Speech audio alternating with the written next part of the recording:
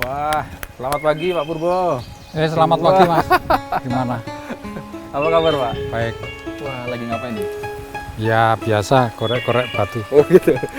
Mari Pak, mau ngajak berbincang-bincang sedikit terkait kan kita tahu ini adalah tentang sejarah dari terbentuknya kaldera Batur nih Pak Purbo. Betul. Nah mungkin bisa kita flashback dulu secara gambaran umum kemarin sejarahnya terbentuknya kaldera Batur kemudian dan sekitarnya itu seperti apa sih Pak Purbo, mungkin bisa jelas. Sebenarnya begini, Ya. kalau kaldera Batur itu kan kita lihat seperti mangkok besar, ya kan? Betul. Mangkok besar itu sebenarnya dulu ya tidak ada mangkok besar itu.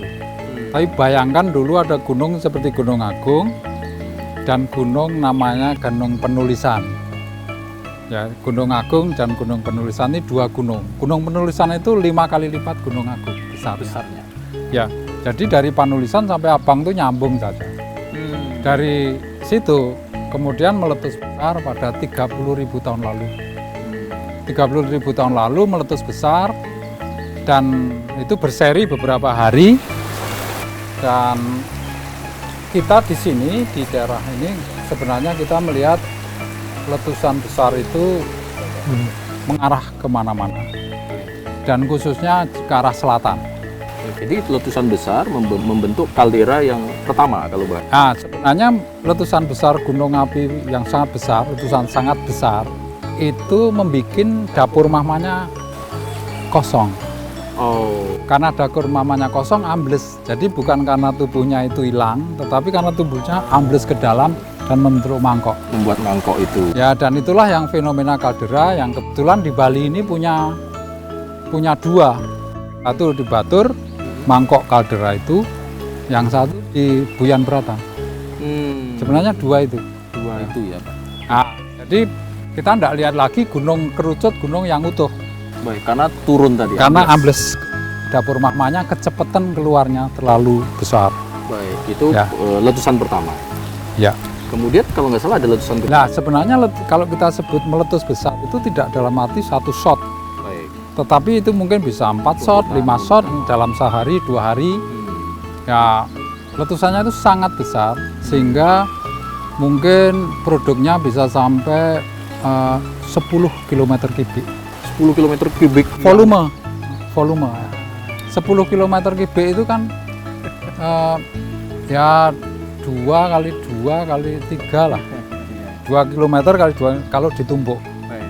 Nah, mengarah ke selatan dan Mengarah ke selatan. terutama mengarah ke selatan. Baik. Nah, kalau mengarah selatan ini kemudian dampaknya apa? Apa yang terjadi? Dampaknya sehingga secara singkat ya, Ya. itulah kenapa sungai di Bali itu tidak ada yang dangkal.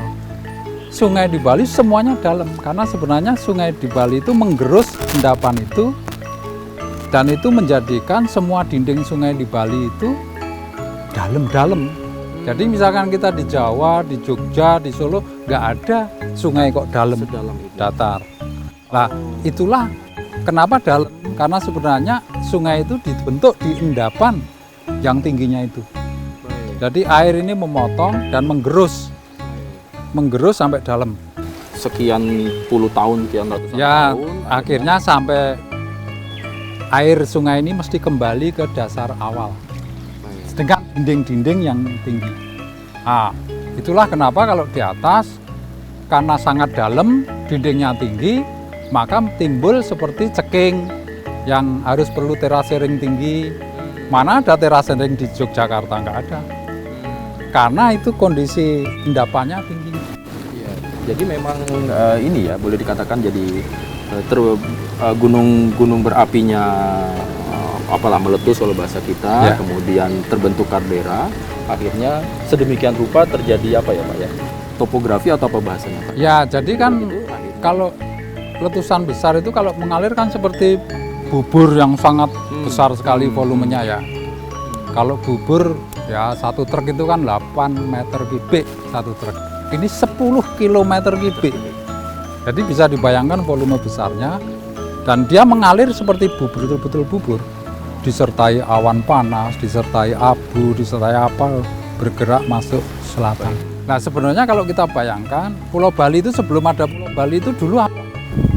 Dan sekarang kita ketahui bahwa sebelum ada Pulau Bali beberapa juta tahun lalu ya, sebenarnya hanya ada satu gunung besar yang sekarang sisanya menjadi Gunung Manggis itu. Jadi jangan dibayangkan bahwa sudah ada Gunung Agung, Batur, yang udah ada. Dulu itu satu gunung yang sekarang sisanya Gunung Manggis itu. Lerengnya itu yang nanti akan menjadi Nusa Penida. Di barat, di Guang ini agak di bawah tanah kita ini jauh. Dan teluknya, Teluk Manggis itulah sebenarnya dulu sisa dari kaldera Gunung Manggis. Jadi tanahnya, material itu bertambah. Karena setiap meletus dia nambah lapisan, meletus nambah lapisan. Kalau letusan besar seperti ini ya nambah lapisan, sekali meletus 100 meter. Jadi boleh dikatakan yang kita pijak ini bukan dasarnya. Yang sekarang ini belum dasarnya Pulau Bali yang awal, yang primitif, yang Bali yang awal, yang hanya Gunung Manggis. Mungkin belum.